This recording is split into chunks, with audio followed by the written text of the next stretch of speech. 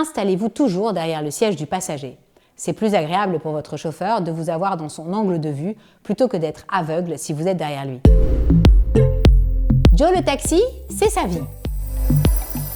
J'ai une passion pour les chauffeurs de taxi et ce depuis des années déjà. Je tiens ça de mes nombreux voyages aux États-Unis où je passais de longues minutes à m'interroger en lisant leurs cartes sur leur vie, leur origine, leur parcours.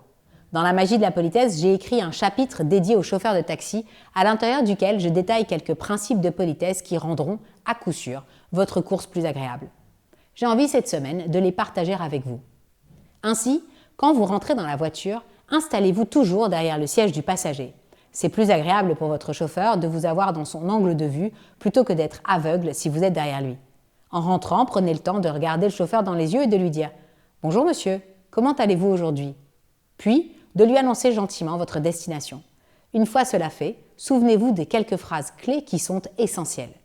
Si vous voulez passer un appel, prévenez votre chauffeur et ce, même si vous n'êtes pas en conversation avec lui, peu importe. Vous êtes dans un espace suffisamment clos pour que vous considériez qu'il a son importance. Alors, monsieur, je vous prie de m'excuser, je dois passer un appel. Cette phrase fonctionne aussi dans l'autre sens. Si au cours de la course, vous recevez un appel que vous voulez décrocher, vous pouvez lui dire « Monsieur, je vous prie de m'excuser, mais je dois prendre cet appel. » Enfin, si vous êtes fatigué et que vous voulez vous reposer sans parler, écoutez votre musique au calme.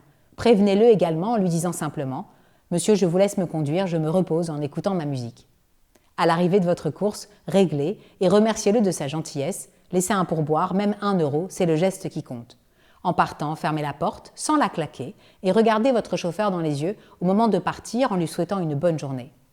Parfois, quand j'écris ces choses-là, je me demande si je n'en fais pas trop, si je ne paraphrase pas l'évidence, mais il me suffit de sortir dans la rue et d'observer les comportements pour me rappeler que si ces règles simples étaient appliquées, les relations seraient plus douces. Dès demain, asseyez-vous côté passager, prévenez votre chauffeur de vos appels à passer ou à recevoir et découvrez comment la magie de la politesse peut rendre votre course en taxi 1000 fois plus agréable.